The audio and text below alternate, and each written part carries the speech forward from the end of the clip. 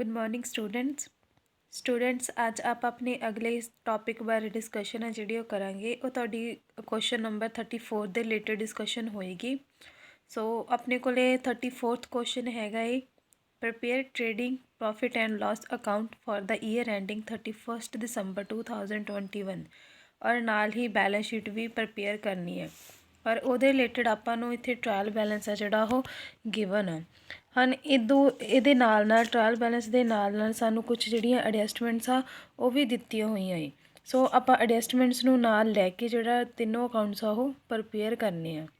According to adjustments ਸਾਨੂੰ salaries ਦਿੱਤੀਆਂ 200 ਦੀਆਂ, ਟੈਕਸਿਸ 400 ਦੇ ਆ ਆਊਟਸਟੈਂਡਿੰਗ, ਬਟ ਇੰਸ਼ੋਰੈਂਸ ਆ ਜਿਹੜੇ ਪ੍ਰੀਪੇਡ ਟੈਕਸਿਸ ਆਊਟਸਟੈਂਡਿੰਗ ਆ ਅਤੇ ਇੰਸ਼ੋਰੈਂਸ ਆ ਜਿਹੜੇ ਉਹ ਪ੍ਰੀਪੇਡ ਆ 100 ਦੇ, ਔਰ ਕਮਿਸ਼ਨ 200 ਦਾ ਜੋ ਕਿ ਪ੍ਰੀਪੇਡ ਆ ਜਾਣੀ ਕਿ ਐਡਵਾਂਸ 'ਚ ਮਿਲਿਆ ਹੋਇਆ ਅਗਲੇ ਸਾਲ ਫॉर द ਨੈਕਸਟ ਈਅਰ।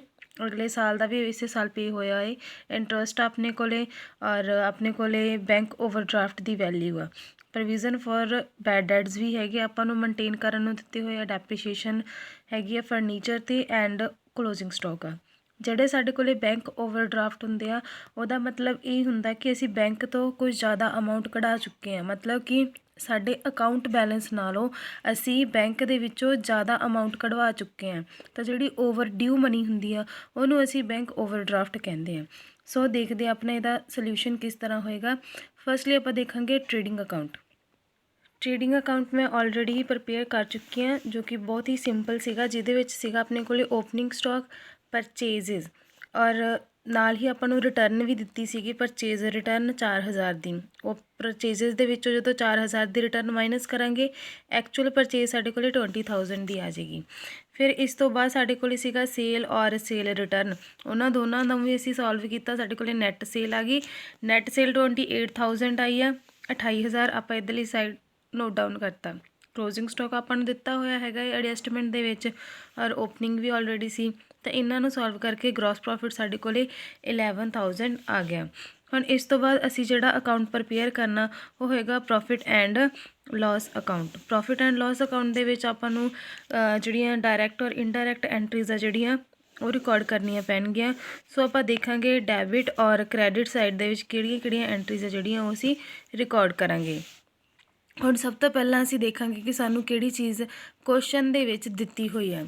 ਸਭ ਤੋਂ ਪਹਿਲਾਂ ਸਾਨੂੰ ਇੱਥੇ ਕੁਐਸਚਨ ਦੇ ਵਿੱਚ ਕੀ ਆ, capital, cash, bank overdraft, purchase, sale and return ਤੋਂ ਬਾਅਦ ਦਿੱਤੀਆਂ ਹੋਈਆਂ ਫਸਟ ਐਂਟਰੀ ਜਿਹੜੀ ਹੈਗੀ ਆ ਉਹ ਹੈਗੀ ਆ ਇਸਟੈਬਲਿਸ਼ਮੈਂਟ ਐਕਸਪੈਂਸਿਸ। ਹੁਣ ਜਿਹੜੇ ਇਸਟੈਬਲਿਸ਼ਮੈਂਟ ਐਕਸਪੈਂਸਿਸ ਆ ਉਹ ਆਪਾਂ ਇੱਥੇ ਲਿਖਾਂਗੇ। ਸਾਡੇ ਕੋਲ ਇਹ ਦਿੱਤੇ ਹੋਏ ਆ 4400 ਦੇ। ਫਿਰ ਸਾਨੂੰ ਦਿੱਤੇ ਹੋਏ ਆ ਉਹਨਾਂ ਨੇ ਟੈਕਸਿਸ ਐਂਡ ਇੰਸ਼ੋਰੈਂਸ।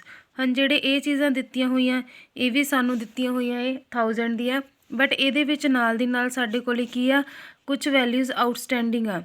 ਹੁਣ ਜਿਹੜੀਆਂ ਆਊਟਸਟੈਂਡਿੰਗ ਆਪਾਂ ਪਿੱਛੇ ਕੁਐਸਚਨ ਦੇ ਵਿੱਚ ਰੀਡ ਆਊਟ ਕੀਤਾ ਉਹ ਆਪਾਂ ਨੂੰ ਉਹਨਾਂ ਨੇ 400 ਦੀਆਂ ਆਊਟਸਟੈਂਡਿੰਗ ਜਿਹੜੀਆਂ ਟੈਕਸਿਸ ਅਤੇ ਇੰਸ਼ੋਰੈਂਸ ਦੀਆਂ ਵੈਲਿਊਜ਼ ਦਿੱਤੀਆਂ, ਯਾਨੀ ਕਿ ਟੋਟਲ ਸਾਡੇ ਕੋਲ ਟੈਕਸ ਬਣਦੇ ਆ 1400 ਦੇ। ਜਿਹੜੇ 1400 ਦੇ ਟੈਕਸਿਸ ਬਣਦੇ ਆ ਉਹਨੂੰ ਆਪਾਂ ਹਜੇ ਇੱਧਰ ਹੀ ਰੱਖਾਂਗੇ ਕਿਉਂਕਿ ਸਾਨੂੰ ਉਹਨਾਂ ਨੇ ਪ੍ਰੀਪੇਡ ਇੰਸ਼ੋਰੈਂਸ ਵੀ ਦਿੱਤਾ ਹੈ। ਟੈਕਸਿਸ ਦੇ ਨਾਲ ਸਾਨੂੰ ਇੰਸ਼ੋਰੈਂਸ ਦੀ ਅਮਾਊਂਟ ਵੀ ਦਿੱਤੀ ਆ। ਆਊਟਸਟੈਂਡਿੰਗ ਟੈਕਸਿਸ ਆ ਔਰ 100 ਦੇ ਪ੍ਰੀਪੇਡ ਇੰਸ਼ੋਰੈਂਸ ਆ। ਤਾਂ ਜਿਹੜੀ ਵੈਲਿਊ ਪ੍ਰੀਪੇਡ ਆ ਉਹਨੂੰ ਤੁਸੀਂ ਮਾਈਨਸ ਕਰ ਦਿਓਗੇ ਪ੍ਰੋਫਿਟ ਐਂਡ ਲਾਸ ਦੇ ਵਿੱਚ, ਔਰ ਜੋ ਆਊਟਸਟੈਂਡਿੰਗ ਆ ਉਹਨੂੰ ਐਡ ਕਰੋਗੇ। 1000 ਦੇ ਜਿਹੜੇ ਤੁਹਾਡੇ ਕੋਲ ਸੀਗੇ ਟੈਕਸਿਸ ਔਰ 400 ਦੇ ਆਊਟਸਟੈਂਡਿੰਗ ਸੀਗੇ। ਪ੍ਰੀਪੇਡ ਇੰਸ਼ੋਰੈਂਸ ਸੀਗੇ ਆਪਣੇ ਕੋਲੇ, ਇੰਸ਼ੋਰੈਂਸ ਦੀ ਵੈਲਿਊ 100 ਦੀ, ਉਹਨੂੰ ਮਾਈਨਸ ਕਰਕੇ ਤੁਹਾਡੇ ਕੋਲ ਕਿੰਨਾ ਬਚਿਆ ਜਿਹੜਾ ਹੋਊਗਾ 1300। ਉਹ 1300 ਦੀ ਅਮਾਊਂਟ ਤੁਸੀਂ ਇੱਧਰਲੀ ਸਾਈਡ ਨੋਟ ਡਾਊਨ ਕਰੋਗੇ। ਫਿਰ ਤੁਹਾਡੇ ਕੋਲ ਆ ਜਾਂਦੇ ਆ ਨੈਕਸਟ ਬੈਡ ਡੈਟਸ।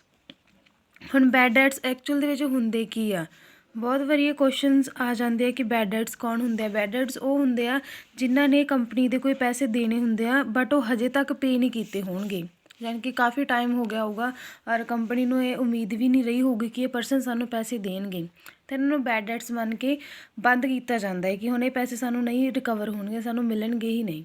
ਸੋ ਉਹਨਾਂ ਨੂੰ ਆਪਾਂ ਬੈਡ ਡੈਟਸ ਦੇ ਨਾਮ ਨਾਲ ਜਾਣਦੇ ਹਾਂ। ਪਹਿਲਾਂ ਆਪਣੇ ਕੋਲ ਬੈਡ ਡੈਟਸ ਸੀਗੇ 1000 ਦੇ ਅਤੇ ਉਹਦੇ ਰਿਲੇਟਡ ਇੱਕ ਪ੍ਰੋਵੀਜ਼ਨ ਹੋਰ ਦੇਖੀ ਗਈ ਆ, ਯਾਨੀ ਕਿ ਹੋਰ ਵੈਲਿਊਜ਼ ਆ ਜਿਹੜੀਆਂ ਉਹ ਐਡ ਹੋਈਆਂ, ਹੋਰ ਜਿਹੜੇ ਬੈਡ ਡੈਟਸ ਆ ਉਹਨਾਂ ਨੂੰ ਫਾਈਂਡ ਆਊਟ ਕੀਤਾ ਗਿਆ ਹੈ। ਸੋ ਜਿਹੜੇ ਪ੍ਰੋਵੀਜ਼ਨ ਫॉर ਬੈਡ ਡੈਟਸ ਆ ਉਹ ਵੀ ਇਹਦੇ ਵਿੱਚ ਜੁੜ ਜਾਣਗੇ। ਆਪਣੇ ਕੋਲ ਇਹ ਬੈਡ ਡੈਟਸ ਦੀ ਅਮਾਊਂਟ ਹੈਗੀ ਆ 2000 ਜੋ ਕਿ ਪ੍ਰੋਵੀਜ਼ਨ ਆ।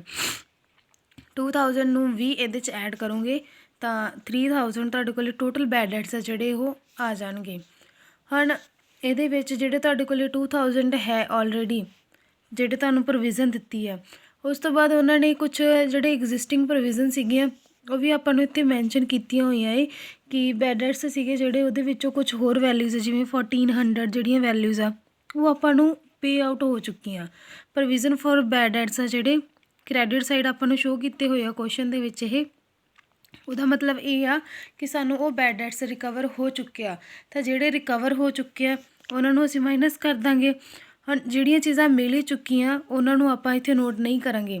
3000 ਦੇ ਵਿੱਚੋਂ 1400 ਸਾਨੂੰ ਪੇ ਆਊਟ ਹੋ ਚੁੱਕਿਆ, ਤਾਂ ਇਹਨੂੰ ਆਪਾਂ existing provision for bad debts ਦੇ ਨਾਮ ਨਾਲ ਜਾਣਾਂਗੇ ਕਿ ਸਾਨੂੰ ਇਹ ਚੀਜ਼ਾਂ ਮਿਲ ਚੁੱਕੀਆਂ ਆਲਰੇਡੀ। ਸੋ 1400 ਨੂੰ ਇੱਥੇ ਤੁਸੀਂ ਮਾਈਨਸ ਕਰ ਦੋਗੇ। ਮਾਈਨਸ ਕਰੋਗੇ 1400 ਨੂੰ ਤਾਂ ਵੈਲਿਊ ਕਿੰਨੀ ਬਚ ਗਈ 1600। ਉਸ ਤੋਂ ਬਾਅਦ ਤੁਹਾਡੇ ਕੋਲ ਨੈਕਸਟ ਜਿਹੜੀਆਂ ਹੈਗੀਆਂ ਉਹਨਾਂ ਨੂੰ ਨੋਟ ਆਊਟ ਕਰੋਗੇ। ਨੈਕਸਟ ਆਪਣੇ ਕੋਲ ਹੈਗੇ ਆ ਆਊਟਸਟੈਂਡਿੰਗ ਐਕਸਪੈਂਸਿਸ। ਜਿਹੜੇ ਇਹ ਆਊਟਸਟੈਂਡਿੰਗ ਐਕਸਪੈਂਸਿਸ ਆ ਉਹ ਵੀ ਸਾਡੇ ਕੋਲ ਜਿਹੜੇ ਇੰਡਾਇਰੈਕਟ ਖਰਚੇ ਹੁੰਦੇ ਆ। ਐਕਸਪੈਂਸਿਸ ਨੂੰ ਇੱਥੇ ਸਾਨੂੰ ਸੈਲਰੀਜ਼ ਦੇ ਨਾਮ ਨਾਲ ਦਿੱਤਾ ਹੋਇਆ। ਸੈਲਰੀਜ਼ ਜਾਂ ਐਕਸਪੈਂਸਿਸ ਇਹ ਸਾਡੇ ਸਾਰੇ ਖਰਚੇ ਹੁੰਦੇ ਆ ਇੰਡਾਇਰੈਕਟ, ਉਹਨੂੰ ਇੱਧਰਲੀ ਸਾਈਡ ਨੋਟ ਕਰਾਂਗੇ। ਫਿਰ ਨੈਕਸਟ ਹੈਗਾ ਆਪਣੇ ਕੋਲ ਇੰਟਰਸਟ ਔਨ ਓਵਰਡਰਾਫਟ। ਓਵਰਡਰਾਫਟ ਜਿਹੜੀ ਵੈਲਿਊ ਆਪਾਂ ਲਈ ਆ ਬੈਂਕ ਤੋਂ, ਜੋ ਅਸੀਂ ਪੈਸੇ ਬੈਂਕ ਤੋਂ 600 ਜਿਹੜਾ ਐਜ਼ ਆ ਓਵਰਡਿਊ ਮਨੀ ਜਿਹੜੀ ਕਢਵਾਈ ਹੋਈ ਆ ਉਹ ਵੀ ਆਪਾਂ ਇੱਥੇ ਨੋਟ ਕਰਾਂਗੇ।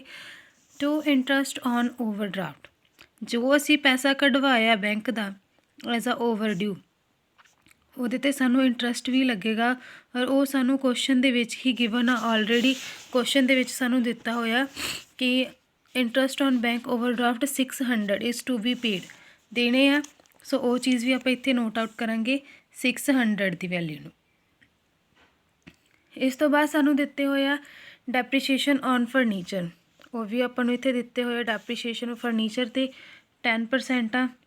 ਟੂ ਡੈਪਰੀਸ਼ੀਏਸ਼ਨ ਦੇ ਨਾਲ ਤੁਸੀਂ ਇੱਧਰ ਐਂਟਰੀ ਪਾਓਗੇ ਡੈਪਰੀਸ਼ੀਏਸ਼ਨ 10% ਆ, ਤਾਂ ਫਰਨੀਚਰ ਦੀ ਜਿੰਨੀ ਵੀ ਵੈਲਿਊ ਹੈ ਸਾਡੇ ਕੋਲ ਉਹਦੇ ਉੱਪਰ ਤੁਸੀਂ 10% ਕਾਊਂਟ ਕਰੋਗੇ ਤਾਂ ਉਹ ਤੁਹਾਡੇ ਕੋਲ ਕੀ ਆ ਜੂਗੀ ਡੈਪਰੀਸ਼ੀਏਸ਼ਨ 120 ਆ ਜੂਗੀ 120।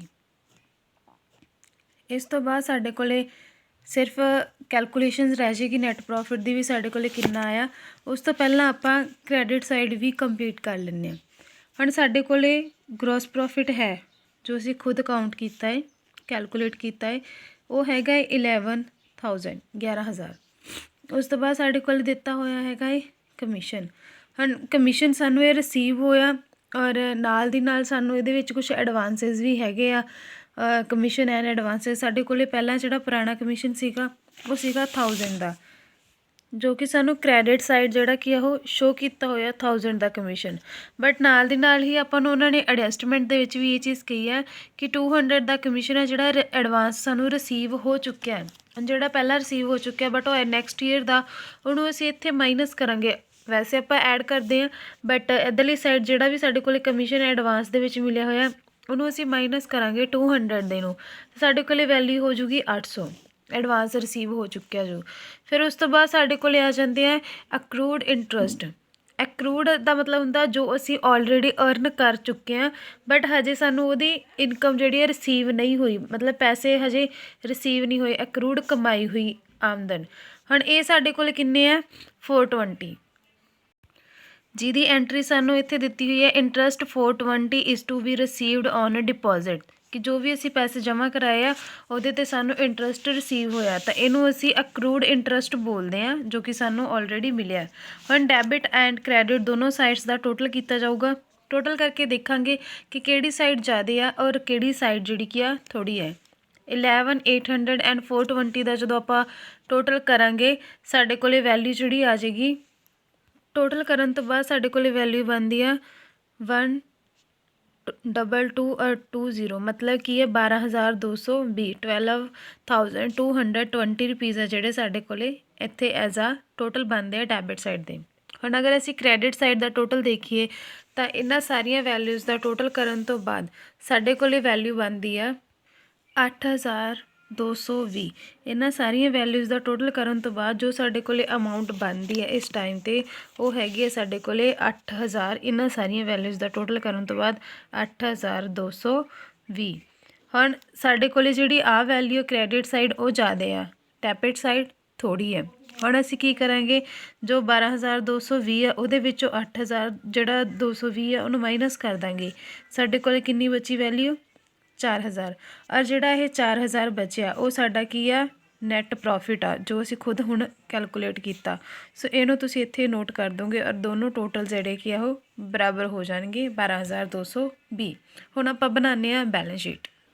ਸੋ ਆਪਣੇ ਕੋਲੇ ਬੈਲੈਂਸ ਸ਼ੀਟ ਆ ਜਿਹੜੀ ਉਹਦੀਆਂ ਕੁਛ ਐਂਟਰੀਜ਼ ਜਿਹੜੀਆਂ ਰਿਕਾਰਡ ਕੀਤੀਆਂ ਹੋਈਆਂ ਏ। ਸੋ ਉਹ ਐਂਟਰੀਜ਼ ਕਿਹੜੀਆਂ ਹੋਣਗੀਆਂ, ਪਹਿਲੀ ਹੋਊਗੀ ਸੈਂਟਰੀ ਕ੍ਰੈਡੀਟਰਸ ਜੋ ਆਪਾਂ ਨੂੰ ਦਿੱਤੇ ਹੋਏ ਆ, ਬੈਂਕ ਓਵਰਡਰਾਫਟ ਵੀ ਹੈਗੇ ਆ, ਇੰਟਰਸਟ ਆਊਟਸਟੈਂਡਿੰਗ ਆਪਾਂ ਨੂੰ ਐਡਜਸਟਮੈਂਟ ਦੇ ਵਿੱਚ ਦਿੱਤੀਆਂ ਹੋਈਆਂ, ਐਡਵਾਂਸ ਜਿਹੜਾ ਕਮਿਸ਼ਨ ਆ ਉਹ ਵੀ ਆਪਾਂ ਨੂੰ ਐਡਜਸਟਮੈਂਟ ਦੇ ਵਿੱਚ ਆ, ਆਊਟਸਟੈਂਡਿੰਗ ਟੈਕਸਿਸ ਐਂਡ ਸੈਲਰੀਜ਼ ਇਹ ਵੀ ਆਪਾਂ ਨੂੰ ਕੀ ਆ ਆਲਰੇਡੀ ਦਿੱਤੇ ਹੋਏ ਆ।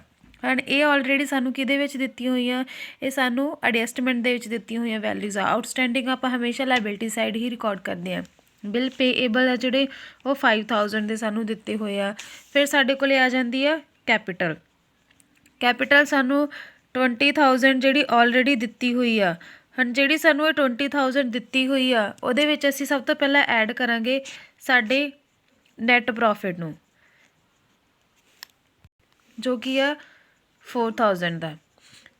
ਟੋਟਲ ਆ ਜਾਏਗਾ ਸਾਡੇ ਕੋਲ 24000, ਜਿਹਦੇ ਵਿੱਚੋਂ ਡਰਾਇੰਗਸ ਆ ਜਿਹੜੀਆਂ ਉਹਨਾਂ ਨੂੰ ਮਾਈਨਸ ਕਰਾਂਗੇ। 2800 ਦੀਆਂ ਸਾਨੂੰ ਆਲਰੇਡੀ ਡਰਾਇੰਗਸ ਆ ਜਿਹੜੀਆਂ ਦਿੱਤੀਆਂ ਹੋਈਆਂ। ਸੋ ਜਿੰਨੀਆਂ ਵੀ ਆਪਣੇ ਕੋਲ ਡਰਾਇੰਗਸ ਹੋਣਗੀਆਂ ਉਹ ਸਾਰੀਆਂ ਆਪਾਂ ਮਾਈਨਸ ਕਰਾਂਗੇ। ਇਹ ਸਾਨੂੰ ਸਾਡੇ ਟਰਾਇਲ ਬੈਲੈਂਸ ਜੋ ਕਿ ਸਟੇਟਮੈਂਟ ਆ ਉਹਦੇ ਵਿੱਚ ਹੀ ਸ਼ਾਮਿਲ ਦਿੱਤੀਆਂ ਹੋਈਆਂ ਕੈਲਕੂਲੇਟ ਕਰਕੇ। ਇਹਨਾਂ ਨੂੰ ਮਾਈਨਸ ਕਰਨ ਤੋਂ ਬਾਅਦ 21200 ਜਿਹੜਾ ਸਾਡੇ ਕੋਲ ਇੱਧਰ ਵੈਲਿਊ ਆਊਗੀ। ਹੁਣ ਇਸ ਤੋਂ ਬਾਅਦ ਆ ਜਾਂਦੇ ਹਾਂ ਐਸਟ ਵਾਲੀ ਸਾਈਡ। ਐਸਟ ਵਾਲੀ ਸਾਈਡ ਸਭ ਤੋਂ ਪਹਿਲਾਂ ਸਾਡੇ ਕੋਲ ਹੈ ਕੈਸ਼ 3000 ਦਾ, 3000 ਦਾ। ਡੈਬਿਟਰਸ ਵੀ ਹੈਗੇ ਸਾਡੇ ਕੋਲ ਜੋ 10000 ਦੇ ਆ, ਬਟ ਉਹਦੇ ਨਾਲ ਸਾਡੇ ਕੋਲ ਕੁਝ ਪ੍ਰੋਵੀਜ਼ਨਸ ਵੀ ਆ। ਜਿਹੜੀਆਂ ਪ੍ਰੋਵੀਜ਼ਨਸ ਹੋਣਗੀਆਂ ਜਿਹੜੀਆਂ ਡਾਊਟਫੁਲ ਡੈਟਸ ਦੇ ਰਿਲੇਟਡ ਹੋਣਗੀਆਂ ਉਹ 2000 ਦੀਆਂ ਪ੍ਰੋਵੀਜ਼ਨ ਨੂੰ ਅਸੀਂ ਕੀ ਕਰਾਂਗੇ, ਮਾਈਨਸ ਕਰਾਂਗੇ। ਹੁਣ ਉਸ ਤੋਂ ਬਾਅਦ ਸਾਡੇ ਕੋਲ ਆ ਜਾਂਦੇ ਆ ਬਿੱਲ ਰਿਸੀਵੇਬਲ। ਇਹ ਜਿਹੜੀਆਂ ਅਸੀਂ ਪ੍ਰੋਵੀਜ਼ਨਸ ਮਾਈਨਸ ਕੀਤੀਆਂ ਇਹ ਸਾਨੂੰ ਉਹ ਪਹਿਲਾਂ ਹੀ ਦਿੱਤੀਆਂ ਹੋਈਆਂ ਕੁਐਸਚਨ ਦੇ ਵਿੱਚ, ਜਿੱਥੇ ਆਪਾਂ ਨੂੰ ਕੈਲਕੂਲੇਸ਼ਨ ਕਰਨ ਨੂੰ ਕਿਹਾ ਹੋਇਆ ਸੀਗਾ ਔਰ ਆਪਾਂ ਪਹਿਲਾਂ ਹੀ ਕੈਲਕੂਲੇਸ਼ਨਸ ਕਰਕੇ ਹਟੇ ਸੀ, ਜਿੱਥੇ ਅਸੀਂ ਬੈਡ ਡੈਟਸ ਦੇ ਵਿੱਚ ਕੁਝ ਪ੍ਰੋਵੀਜ਼ਨਸ ਐਡ ਕੀਤੀਆਂ ਸੀ। ਜਿਹੜੀਆਂ ਹੁਣ ਆਹ ਵਾਲੀਆਂ ਪ੍ਰੋਵੀਜ਼ਨ ਮੈਂ ਡਾਇਰੈਕਟ ਮਾਈਨਸ ਕੀਤੀਆਂ, ਇਹ ਉਹ ਵਾਲੀਆਂ ਪ੍ਰੋਵੀਜ਼ਨਸ ਮਾਈਨਸ ਹੋਈਆਂ ਜੋ ਸਾਨੂੰ ਕੁਐਸਚਨ ਦੇ ਵਿੱਚ ਐਜ਼ ਅ ਐਡਜਸਟਮੈਂਟ ਦਿੱਤੀਆਂ ਹੋਈਆਂ। ਐਡਜਸਟਮੈਂਟ ਵਾਲੀਆਂ ਮਾਈਨਸ ਹੋਈਆਂ, ਨਾ ਕਿ ਕੋਈ ਹੋਰ ਪ੍ਰੋਵੀਜ਼ਨ ਮਾਈਨਸ ਹੋਈ ਹੈ। ਇਹ ਸਿਰਫ ਔਰ ਸਿਰਫ ਐਡਜਸਟਮੈਂਟ ਵਾਲੀ ਹੀ ਪ੍ਰੋਵੀਜ਼ਨ ਮਾਈਨਸ ਕੀਤੀ ਗਈ ਆ। ਇਸ ਚੀਜ਼ ਨੂੰ ਧਿਆਨ 'ਚ ਰੱਖਿਓ। ਬਿੱਲ ਰਿਸੀਵੇਬਲ ਹੈ ਤੁਹਾਡੇ ਕੋਲ 6000 ਦਾ। ਪ੍ਰੀਪੇਡ ਜਿਹੜੇ ਵੀ ਹੋਣਗੇ, ਚਾਹੇ ਉਹ ਇੰਸ਼ੋਰੈਂਸ ਆ ਚਾਹੇ ਕੋਈ ਹੋਰ ਵੈਲਿਊ ਆ, ਉਹ ਇੱਧਰ ਲਿਖੇ ਜਾਣਗੇ ਐਸਟ ਵਾਲੀ ਸਾਈਡ। ਇੰਸ਼ੋਰੈਂਸ ਦੀ ਵੈਲਿਊ ਹੈ ਸਾਡੇ ਕੋਲ 100 ਦੀ। Closing stock as it is, ਜਿਵੇਂ ਅਸੀਂ ਹਰ ਵਾਰ ਲਿਖਦੇ ਹਾਂ, ਔਰ ਕਲੋਜ਼ਿੰਗ ਸਟਾਕ ਵੀ ਸਾਡਾ ਐਜ਼ ਇਟ ਹੀ ਮੰਨਿਆ ਜਾਂਦਾ ਔਰ ਉਹ ਸਾਡੇ ਕੋਲ 9000 ਹੈ। ਇੰਟਰਸਟ ਜੋ ਸਾਨੂੰ ਅਰਨ ਕੀਤਾ ਹੋਇਆ ਸਾਡਾ ਬਟ ਹਜੇ ਮਿਲੇ ਨਹੀਂ ਆ, ਤਾਂ ਉਹ ਵੀ ਸਾਡੀ ਐਜ਼ ਅ ਇਨਕਮ ਹੀ ਆ ਕਿ ਇੰਟਰਸਟ ਮਿਲੇ ਆ, ਰਿਸੀਵ ਨਹੀਂ ਹੋਏ, ਯਾਨੀ ਕਿ ਕਮਾਏ ਹੋਏ ਆ ਬਟ ਉਹ ਸਾਨੂੰ ਮਿਲੇ ਨਹੀਂ ਹੈ। ਤਾਂ ਇੰਟਰਸਟ ਅਕਾਊਂਟ ਨੂੰ ਇੱਥੇ ਲਿਖ ਦਿਓਗੇ, ਐਕਰੂਡ ਵੀ ਲਿਖ ਸਕਦੇ ਹੋ ਔਰ ਇਕੱਲਾ ਇੰਟਰਸਟ ਅਕਾਊਂਟ ਵੀ ਲਿਖ ਸਕਦੇ ਹੋ। ਨੈਕਸਟ ਆਪਣੇ ਕੋਲ ਆ ਜਾਂਦਾ ਡਿਪੋਜ਼ਿਟਸ। ਡਿਪੋਜ਼ਿਟਸ 8000 ਹੈ। ਫਿਰ ਸਾਡੇ ਕੋਲ ਆ ਜਾਂਦਾ ਹੈ ਫਰਨੀਚਰ। ਫਰਨੀਚਰ ਦੇ ਵਿੱਚ 1200 ਦੀ ਵੈਲਿਊ ਲੈਸ ਕਰਨਾ 120, ਜੋ ਕਿ ਇਹਦੀ ਡੈਪਰੀਸ਼ੀਏਸ਼ਨ ਸਾਨੂੰ ਦਿੱਤੀ ਹੋਈ ਹੈ ਕੁਐਸਚਨ ਦੇ ਵਿੱਚ ਆਲਰੇਡੀ। ਤਾਂ 1080 ਸਾਡੇ ਕੋਲ ਇਹ ਦੋਨੋਂ ਵੈਲਿਊਜ਼ ਆ ਜਾਣਗੀਆਂ। ਇਹਨਾਂ ਦੋਨਾਂ ਦਾ ਟੋਟਲ ਕਰਾਂਗੇ 35600 ਸਾਡੇ ਕੋਲ ਐਜ਼ ਆ ਟੋਟਲ ਜਿਹੜਾ ਉਹ ਬਣਦਾ ਹੈ। ਤੁਸੀਂ ਇਹ ਸਾਰੀਆਂ ਵੈਲਿਊਜ਼ ਨੂੰ ਕੈਲਕੂਲੇਟ ਕਰਕੇ ਦੇਖ ਸਕਦੇ ਹੋ। ਸਟੇਟਮੈਂਟ ਤੁਹਾਡੇ ਸਾਹਮਣੇ ਆ ਔਰ ਜਿਹੜਾ ਸੋਲਿਊਸ਼ਨ ਆ ਉਹ ਵੀ ਤੁਹਾਡੇ ਕੋਲ ਹੈ। ਸੋ ਤੁਸੀਂ ਇਸ ਦੀ ਹੈਲਪ ਦੇ ਨਾਲ ਆਪਣਾ ਪੂਰਾ ਕੁਐਸਚਨ ਆ ਜਿਹੜਾ ਕਿਵੇਂ ਸੋਲਵ ਕਰਨਾ ਉਹ ਸਿੱਖ ਸਕਦੇ ਹੋ। ਅਗਰ ਕਿਸੇ ਨੂੰ ਕੋਈ ਡਾਊਟ ਆ ਤਾਂ ਉਹ ਪੁੱਛ ਸਕਦੇ ਹੋ, ਟੈਕਸਟ ਮੈਸੇਜ ਕਰ ਸਕਦੇ ਹੋ। ਔਰ ਅਗਰ ਕਿਸੇ ਨੂੰ ਕੋਈ ਚੀਜ਼ ਨਹੀਂ ਸਮਝ ਆਉਂਦੀ ਤਾਂ ਉਹ ਵੀ ਡਾਊਟਸ ਜ਼ਰੂਰ ਕਲੀਅਰ ਕਰਨੇ ਔਰ ਆਪਣੇ ਜਿੰਨੇ ਵੀ ਇਹਦੇ ਨਾਲ ਦੇ ਰਿਲੇਟਡ ਨਿਊਮੈਰੀਕਲਸ ਆ ਉਹ ਤੁਸੀਂ ਸੋਲਵ ਕਰਕੇ ਮੈਨੂੰ ਸੈਂਡ ਕਰਨੇ ਆ। Thank you, have a nice day. I hope ਕਿ ਤੁਸੀਂ ਲੈਕਚਰਸ ਪ੍ਰੋਪਰਲੀ ਸੁਣ ਰਹੇ ਹੋ ਐਂਡ ਤੱਕ ਔਰ ਉਹਨੂੰ ਸਮਝ ਵੀ ਰਹੇ ਹੋ। So thanks again.